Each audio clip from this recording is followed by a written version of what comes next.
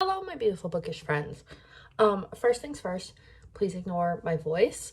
I basically have lost it. I have a cough, I have a sore throat, I have a lot going on. So my voice may be a little raspy. Sorry about it. Today, I decided I wanted to do like a fun book commentary video because we haven't done that in like a minute. So today I decided I'm going to tier rank popular book tropes in response to Lexi's video. So I'll link her video down below. However, she is a lot more eloquent and has more well thought out, like, academic analysis of these tropes and what she's talking about. I just have what I feel inside. So that's what we're going to talk about. Now, her rankings may be different than mine. That's fine. That's the whole point. Reading is subjective. So yeah, I'm going to talk about these lovely tropes that we have. There's quite a few. There's one I found the actual same tier ranking one that she used. There's another one that has 97 different tropes in it. I am tempted to do that one. However, that seems like a lot for this channel, so I might do it on my other channel. But yeah, let's hop right in and talk about how I feel about these book tropes. As I was getting ready to edit this, I realized I did not explain the tiers to you guys. So let me do that real quick. At the very top, you're going to see Pantheon. That is like my top favorite tropes of all time. If a book has them, I'm going to eat them up. I'm likely to buy it. The next one is It Always Eats. It's a tried and true. It's good stuff. We love it. It always works. Smash is... Oh, sorry, no. Next one is A Little Treat for Me. Something that probably not everyone loves, but I do, and it's nice sometimes. I don't need it in every book, but if it's done well, I will enjoy it. The next one is Smash. I'm pretty neutral on. It won't turn me away from a book. It may get me to pick up the book if there's other things I like about the book. Next is Highly Variable. This means only if it's done perfectly will I like it. And I mean, it's got to be perfection for me to like it. And the last one is Jail, which is obviously don't give me that ever. And I hate this. So that's how the tiers work. Okay, now back to the ranking. So first off, we have academic rivals to lovers.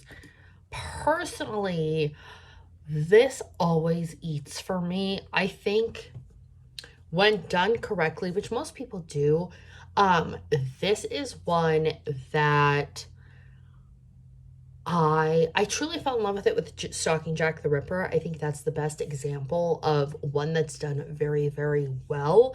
And a lot of people have gone on to use that same formula. However, I think there's so many layers to the academic rival thing. Like, why do we care? Why are we, why is it these two pitted against each other? Is it because they don't like each other on a personal level? Or is it a competition? Or is it a battle of the sexes kind of thing? I love academic rivals to lovers because in the end, it creates a mutual respect that they both have for each other. And it just turns into this like really well-developed romance. I like it. I think academic rivals to lovers is great. I don't like it so much when it's twisted from academic to like career rivals. I've run into that a couple times and I can just say I am not a fan of that, mostly because it just starts to like delve into other things that are not fun to think about.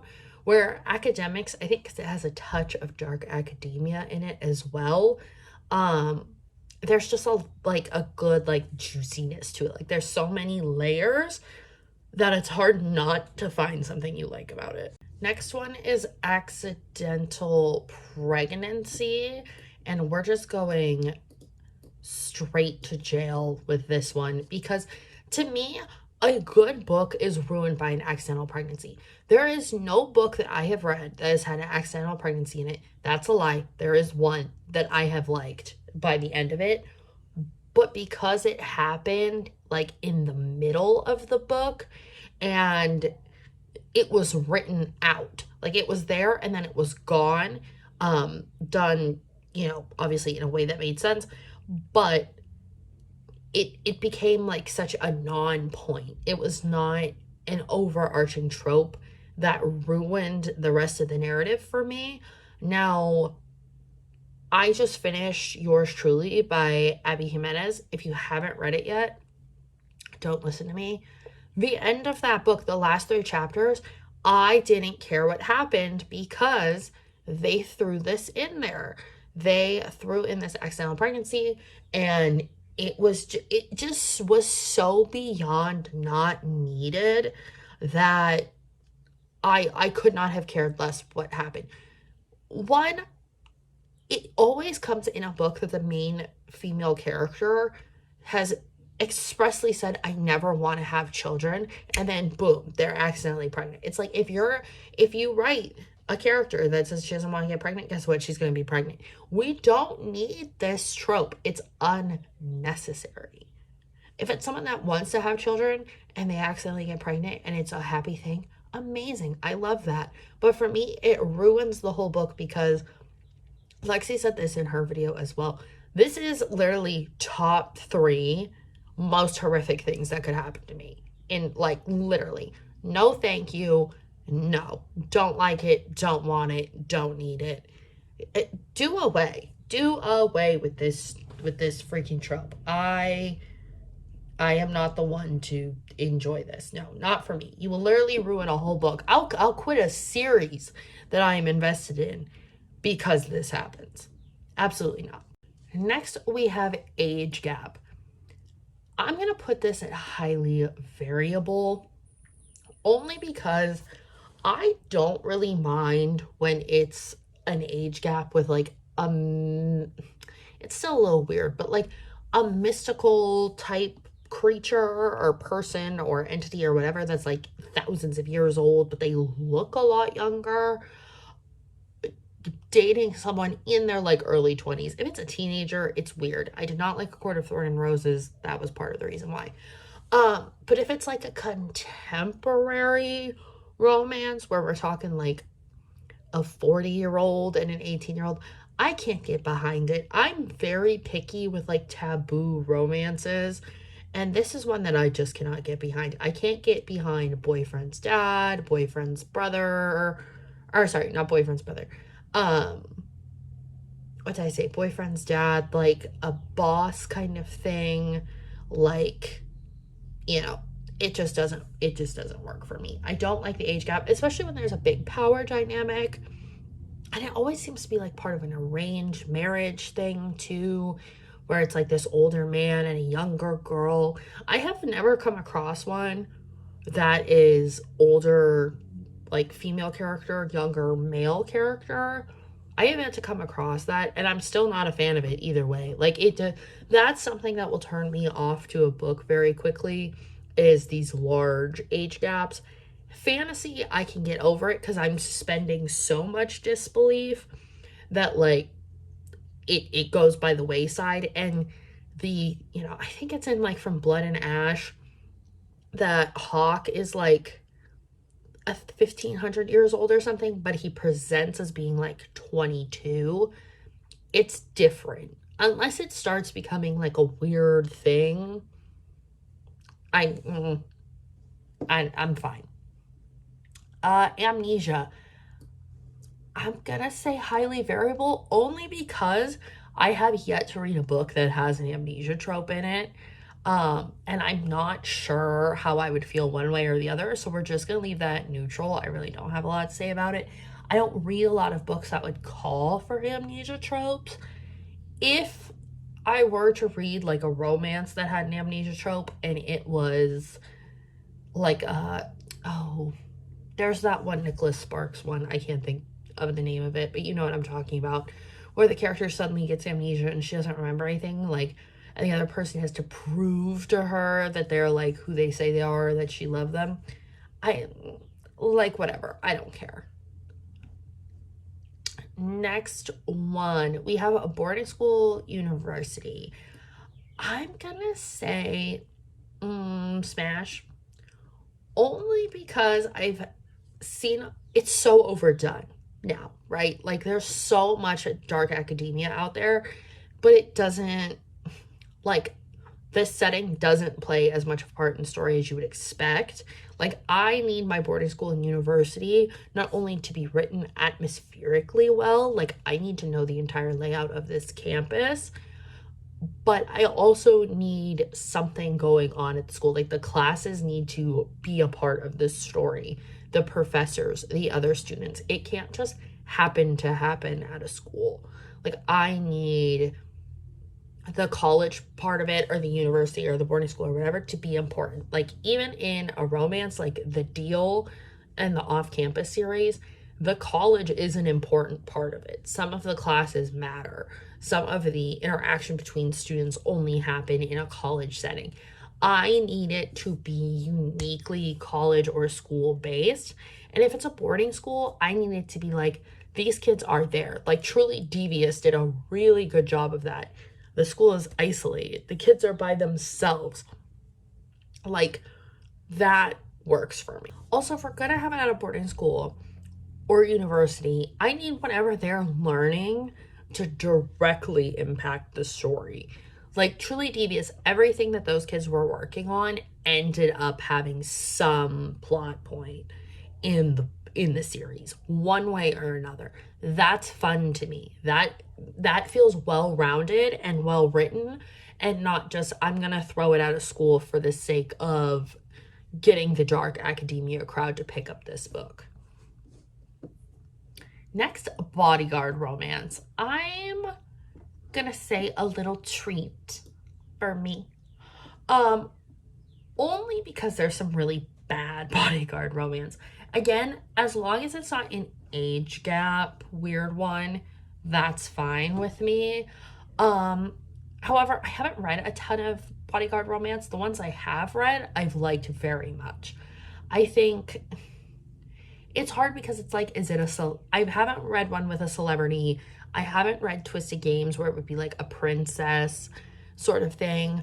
I have only read ones where it's like fantasy, like The Chosen One and Their Bodyguard.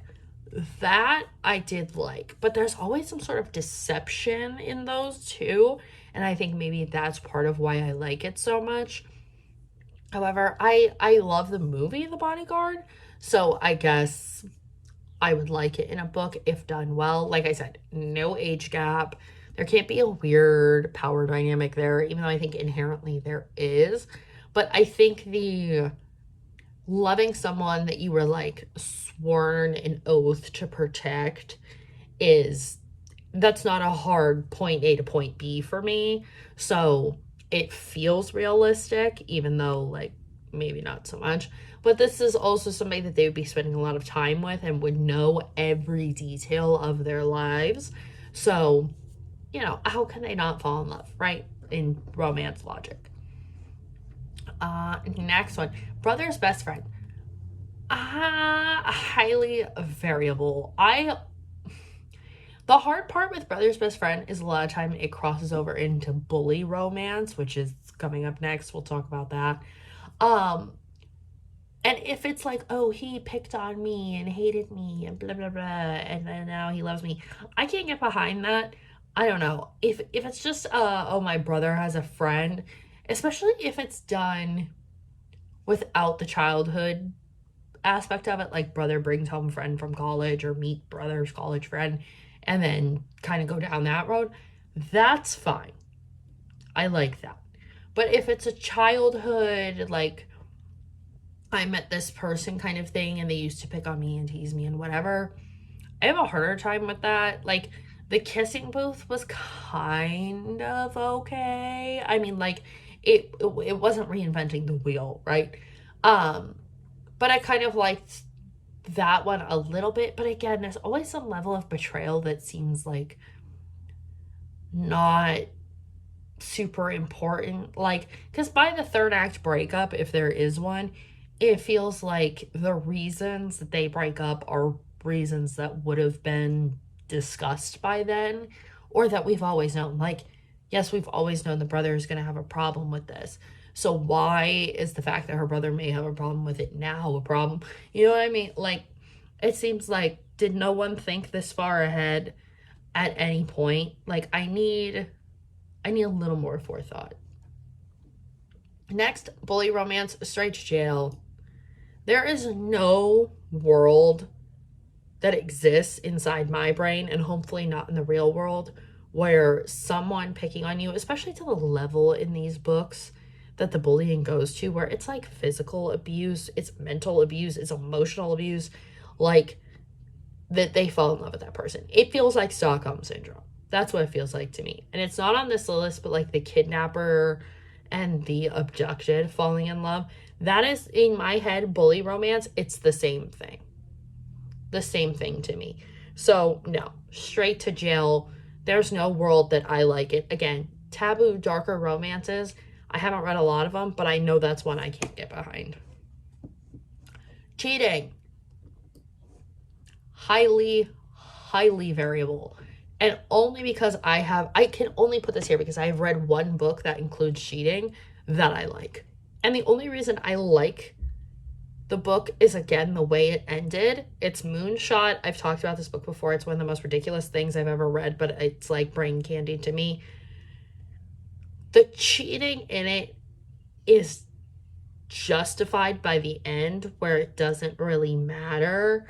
But it's also like you're rooting for them so hard that you stop caring. I personally cannot do like a non-ridiculous romance that has cheating. If a character starts cheating, I'm throwing the book away. I don't subscribe to that idea. I think it's stupid. And also the way it's written in the books is not ever done in a way that I can be like, this is okay. Like, I don't think there's a world that version of me exists. So no. I'm trying to think of books that I've read that have it in it, but there isn't a solitary one that I can think of that has cheating outside of Moonshot, let alone one that I've liked.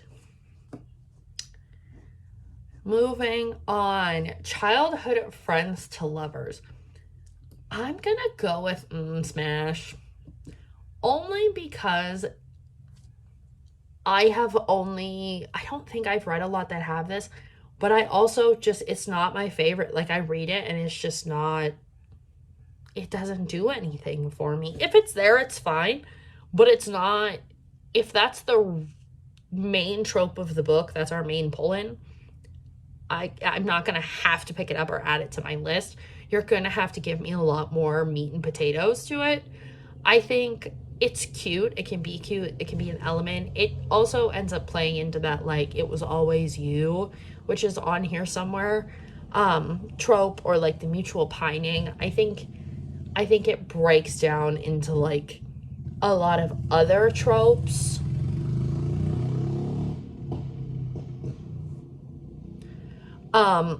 It breaks down into a lot of other tropes that I enjoy more. Moving on to The Chosen One. I'm going to put this in highly variable because I'm so over this trope. It's overdone. It's like, if fantasy is being written, there's a chosen one of some sort. And I can't love it like 100%. There's always something about the chosen one thing that I end up hating the main character, and I don't know what it is. There's maybe two that I don't feel like chosen one tropes, so I don't end up hating them. Or they're so, if the main thing is like they're the chosen one and that's the only thing I know about the character, I don't care. They need to be more complex than this. And if they know they're the chosen one from the start, I think I like it better than them finding out on like page 40 and then the whole story becomes that. So chosen one, I can take it or leave it. quite honestly. Corruption arc. I think this one always eats. If we have a good character turn bad because of a genuinely good reason, like a trauma or just something that causes them to say, you know what, this moral compass I've been living by doesn't work anymore because the rules I play by, nobody else plays by, I'm down. I am reading that. I am eating that up because it's so realistic in ways that we kind of like losing that childhood innocence is we go from people who are like believing that everything's sunshine and rainbows to realizing that it's not. I love that. Dead character saves the day. I don't know. This one's hard because I really hate when authors bring character back to life. Like, you made me think, like, I know they're not going to really be dead if it's a fantasy. So I guess we'll say highly variable. Just, like, if it's a fantasy anymore, if someone dies, it's like, well, they're not really dead. Like, I watched Teen Wolf as a teenager. Like, I know no one's actually really ever dead. Like, that's another one that I think has been overdone to the point that it just doesn't matter anymore what happens with someone. Like, the deaths don't feel important anymore. And yes, I know there's authors who genuinely are going to, like, write off a character and be like, no, they're really dead. And that's cool, but, like, I'm not going to believe it till the last page. Enemies to lovers always eats for me, especially, and Lexi talked about this too, if it's true enemies to lovers. Like, they hate each other, but I need a real reason. Like, fantasy, obviously, they're enemies. And I think enemies is maybe, the context of it is loose. Like, a real enemy that you hate deep down in your soul. Like, why? That only exists to me in fantasy books. But there are people who really hate other people and then kind of realize, like, oh, they're not so bad. But again, I think that falls under, like, the misunderstood trope. I don't know. But if I need a lot of angst and, like, reasons to hate each character, like, why the other one hates the other so bad, to make me almost hate them, but then see these other layers to them and be like, oh no, like, they're a good person. Like, they need to fall in love. Like, I need to be rooting for them to become lovers by the end. If I'm already walking in and I'm like, oh, this is going to take 10 minutes for them to sort out, I'm not invested in the book enough. And I'll stop reading it, honestly. But if you pitch me an enemies to lovers, I'm probably picking it up at least. I'm at least putting it in the cart. Fake dating. Again, it's another one that always eats for me. Yes, it's silly. And especially in, like, contemporary books, it's overdone. But I love it. I love the, like, game of it. Like, can we really convince our families that we're dating? Are they gonna believe us? Like, how can we make each other as uncomfortable as possible is kind of like what the game seems like. Because, you know, they're going to have to go to these dinners. They're going to have to go to these events where it's a very intimate setting where people are going to ask questions and someone's going to get caught off guard. So I really like that part of fake dating. I think, like, Fix Her Up was a really good example of them both having good motivations for the fake dating. If it's just so one person gets, like, redeemed, or it only, like, it's like one person scratching the other's back, I don't love it. If it's two really good motivators, then I'm down. And so that's why it's not the pantheon, but it does always eat for me. Forced proximity. I'm going to say always eats again, only because forced proximity just opens the door for so many other things to happen that it's hard not to love it. Like, and this is not one bed. This is separate from one bed. There's a difference. The forced proximity to me is like, we have to, what do you mean we have to stay in this house because, you know, no one got us a hotel, or it's, and this is usually paired with fake dating. Maybe that's why I like it. Or, you know, something goes awry and they have to hunker down where they are, or ride in the same car together. And again, it kind of goes with like enemies to lovers. I think forced proximity just creates so much room for so much drama, like this delicious little like crumb of like, oh, this is gonna be tense because, you know, they have to be around this other person. There's gonna be something this other person does that they don't like or they didn't know, and they're gonna figure it out and it's gonna cause something to happen. You know, I think that's the best part, is like forced proximity creates like this anticipation for all these things that could happen. So I'm into it. Found family is a smash. I know a lot of people love found family. However, it's okay. Like, if there's a really strong friend group that just rallies around the other, that's awesome. However, we live in a world where there's no side character left behind. And I feel like every found family I have read is just setting up for the companion novel, for the next in the series, for these continuations to make me care about these other characters. I just want a novel with a found family that's a standalone and none of the other characters need books. Like, just have a supporting cast be a supporting cast. That's all I care. All I care. I can love a character to bits, but not want 400 pages about them. And maybe I'm alone in that, but that's fine. Friends to lovers, Pantheon. Hello. Yes, absolutely one of the best book tropes there is to exist. I prefer it not childhood because I think it's more realistic. Like, it's something that could really happen. It's something that happens every day. However, I don't know. I think there's more angst when it's written. Like, yeah, I need the tension. I need the angsty, like, banter, like, arguing. I need that. I don't know. Maybe I'm a slight masochist because I want to see them fight. Like, you know,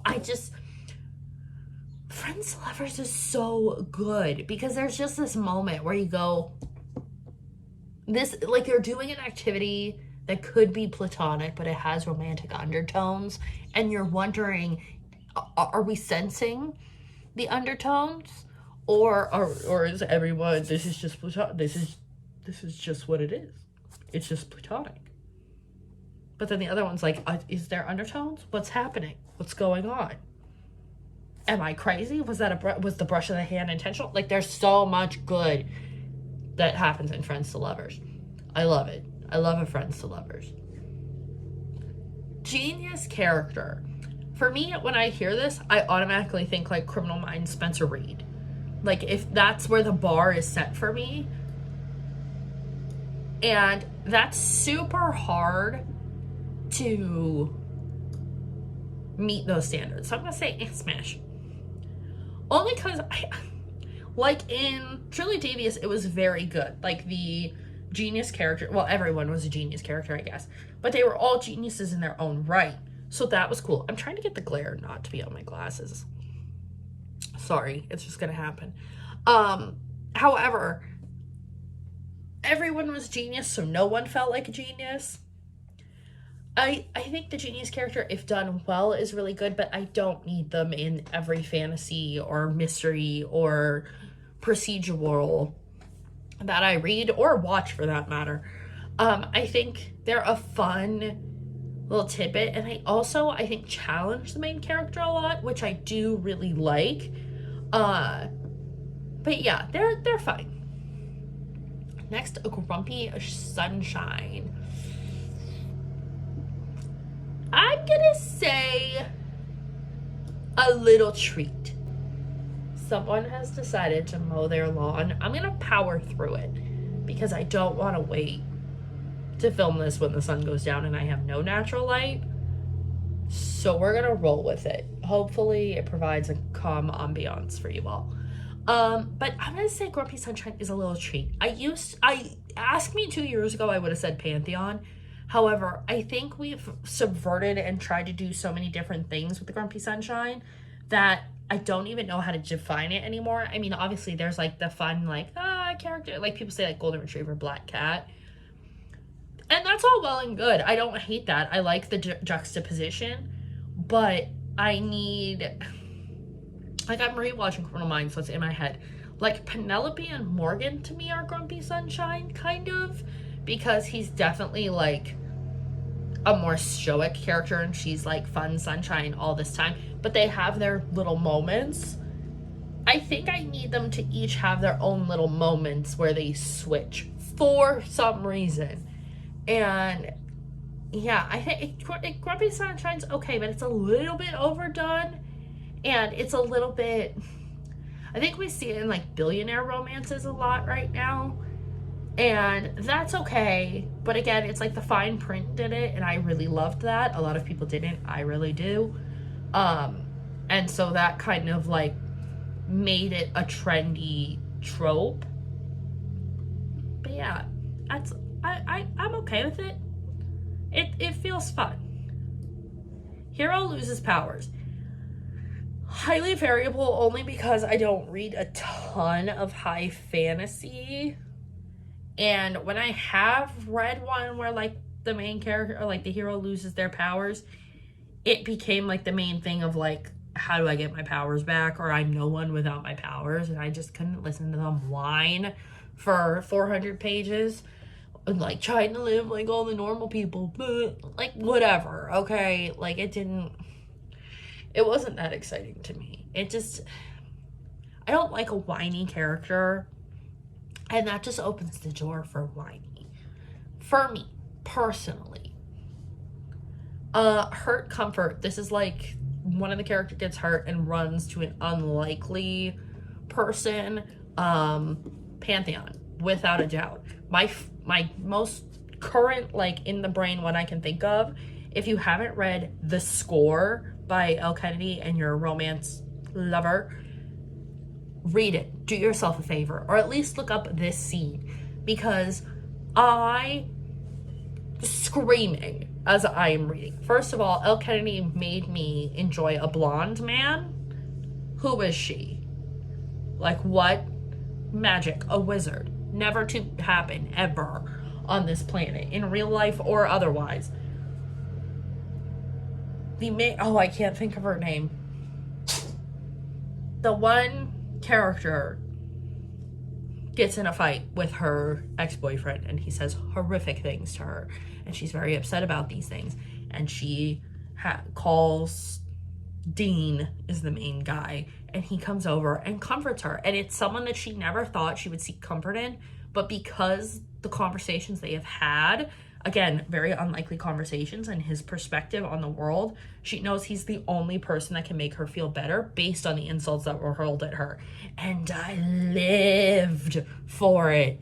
It was so good. And something that could genuinely happen, like picking up the phone and being like, I'm calling this one person because they understand it. And maybe other people don't get why it's that other person, but they do. And that's all that matters. So I will eat that up every time. It's also usually the one really strong, like tough character needing to collapse into this other person and have someone else be strong for them for a time. And I love that. Like seeing the vulnerability pass from hand to hand. Love that. Love it. Makes my heart just palpitate in ways that normally doesn't, even though it's always palpitating. I Hate Everyone But You. It's cheesy. It's not always done well, but it's a little treat for me. Someone that's just like, I want to burn the world down for you, even in contemporary. People have said in contemporary it doesn't make sense. I don't care. I want that. Like someone that is like, I will move mountains because you deserve to have mountains moved for you, and everyone else is stupid but you. I love that. I love that dearly. It doesn't need to be like, oh, they don't, like they're rude to other people, but not me. That I can't vibe with. It's more so the like, oh, they're very reserved. They're very, like, quiet. They don't talk to anybody. Like, oh, we don't invite them to things because they won't have a good time. That character with the person that they're like, you just make me feel good.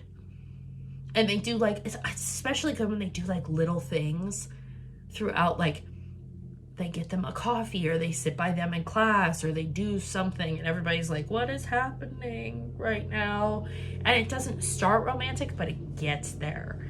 I think it leaves a lot of room for angsty goodness. Insta love, jail. Need I say more? No, I will say more.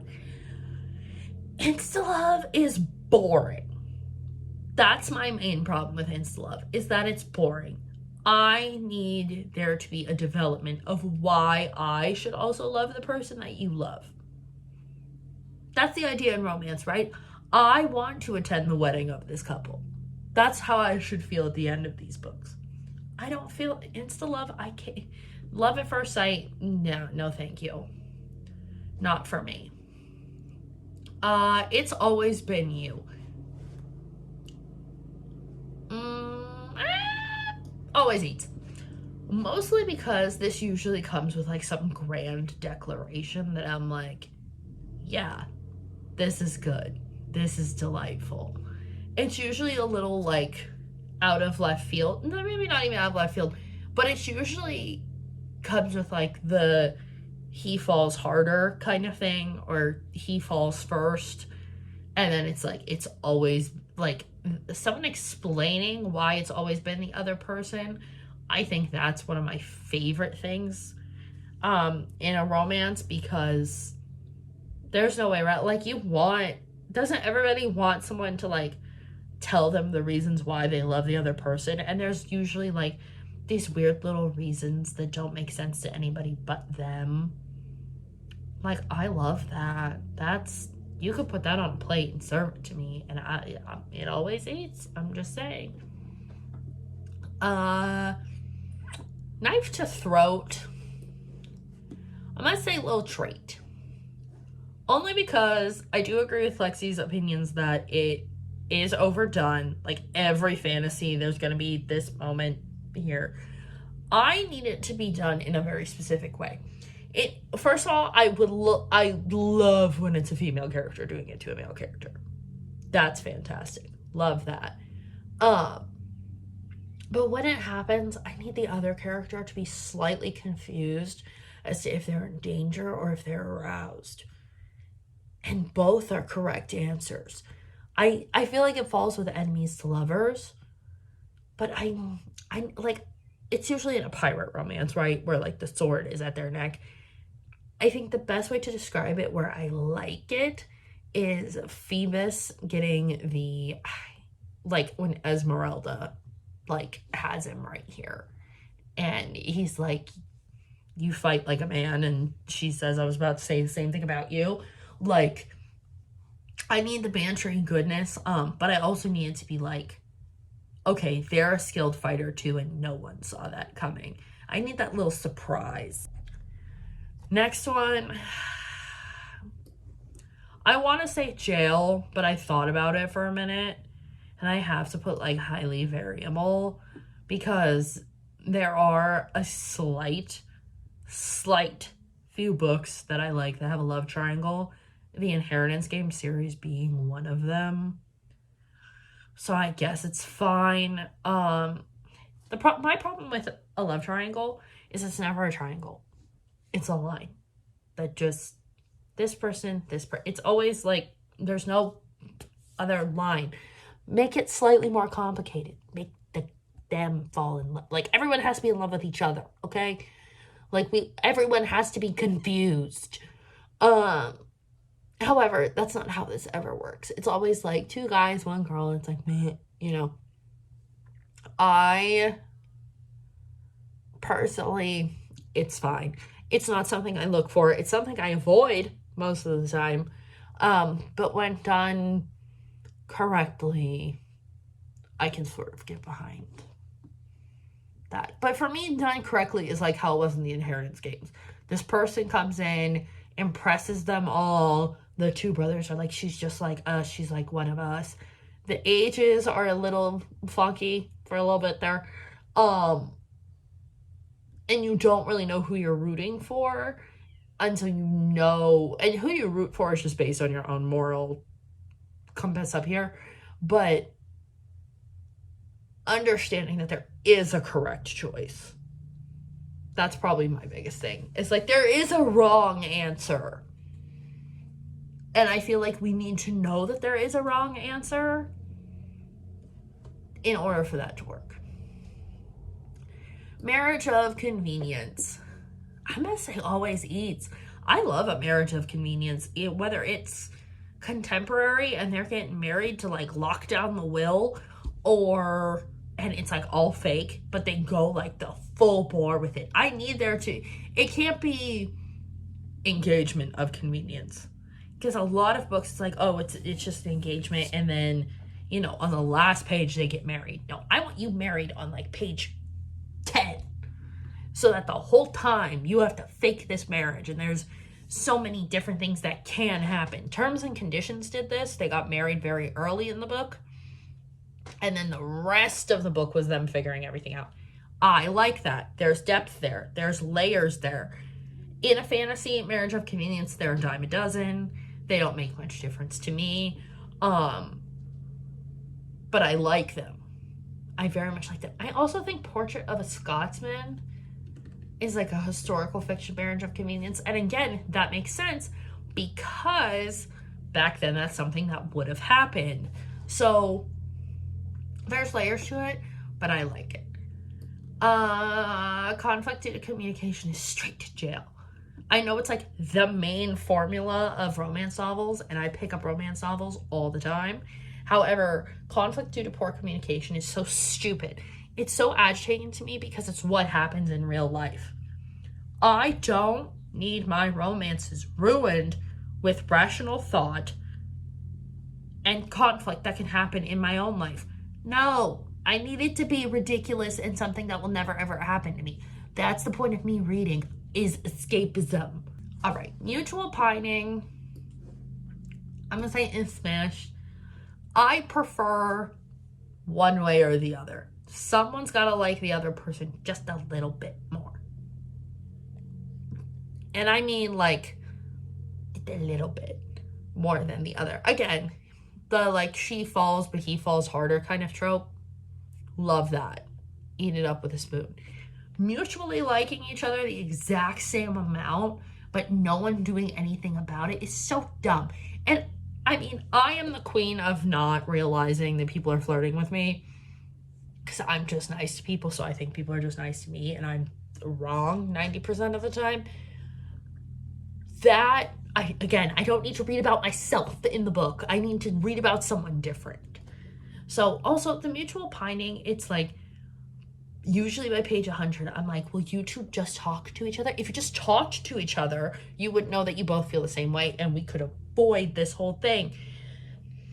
So mutual pining and I are on rough terms. Where I left off was office romance. If it's a Jim and Pam situation, I'm down. However, that's about where it stops. So I'm gonna go with like, smash. The workplace to me is not a great setting for a romance. I know some people would disagree. However, I feel like if it's an office romance, it needs to be like things need to be happening in the office. It can't just be that you met at work. I think that's why I didn't like The Hating Game, because the office was supposed to be so important and then it ended up being much less important than I feel it should have been. One of us is famous. I'm gonna say highly variable, only because I've only read books where that's pertained to like athlete, normal person. So I like it when it's like a sports romance and it's a normal person and not like another athlete. I think that can be really fun. However, I don't really have interest in like if it's a singer or an actor with a regular person. I really can't think of one that I've read like that at all. So we're just gonna leave that in highly variable just because it doesn't seem like something I'm interested in. Redemption arc. I'm gonna say a little treat. Actually, I'm going to go with Smash, only because a redemption arc to me is just character development, and that should always be involved. However, it's not always, and that's fine. Um, but I like morally gray characters who stays morally gray. I think that's why I like the corruption arc more, is to me, it's more realistic that someone would turn darker or change things about themselves that would read as, what is this hair doing? That would read as bad than someone who's bad turning good. I think that's maybe my jaded view of the world, but it's what I like. So, second chance romance, I'm gonna say Smash as well, only because a lot of the times the reason they broke up in the first place, or the reason they weren't together, makes perfect sense as to why you wouldn't want to be in a relationship with that person. If it's something where there was no falling out, like someone just moved away or something very minimal happened, I can get on board with it. But if it's like he cheated and I'm giving him a second, no, like, no, don't. So, highly variable. Slow burn always eats. Always. Even, I am someone who's like, I don't want them to touch until the 400 page. And I need 2 other books before they get together if it's a slow burn. I am also like, I want the mutual pining. So I want like the little touch of the hand on page 100. I at least need to get to page 100 before anyone is doing anything vaguely romantic with the other person. At least page 100. But, you know, I need the little, like, feed me the little crumbs before you give me the whole sandwich with the slow burn. Training montage. I'm not the biggest fan of it, only because I think sometimes they go on for too long in fantasy books. Like, yes, I understand it's an important part them learning how to fight, but I think it often comes up with the chosen one, and that's where it ruins it for me. I enjoyed the training scenes in like Kingdom of the Cursed and Kingdom of the Damned. I think those turned out really well. Or sorry, not Kingdom of the Damned, Kingdom of the Feared. What am I talking about? Because it made sense why she was training, but then it also gave way to like learning about how the world works a little bit better and what the kings of hell can do, the princes of hell can do. Like, it didn't feel just like we're fighting for the sake of like we need an action scene here. Teacher Student is quite literally straight to jail, because I have never seen a version of it that doesn't make me feel icky. It's always a super older man and a super young girl that's like freshly 18, and she's mature for her age. Like, no, I don't like any version of Teacher Student. It just feels so weird, and that I just can't get with it. There's only one bed, the Pantheon. I don't care that's overdone. I don't care that it's campy. I don't care that characters are now acknowledging it in books. I dig it. I love a one bed. I don't care if it's literally like they are in bed and I'm like, they're gonna be touching when they wake up, and they wake up and they're touching, and oh my god, I don't care. I eat that up every time, because yes, like, I don't care. It's so delightful to me.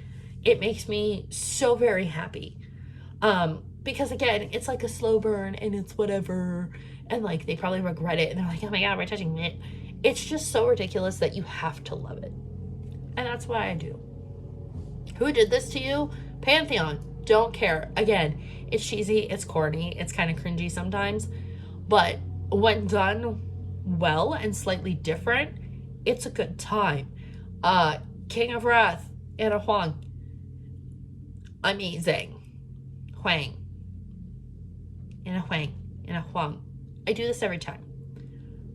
I love it because it can be so different. It can be who did this to you in the terms of like they couldn't get there fast enough to save them, or it's like truly something happened to them that is crazy and is like, how could this have happened? Like, who did this to you? Because I'm gonna go fix it.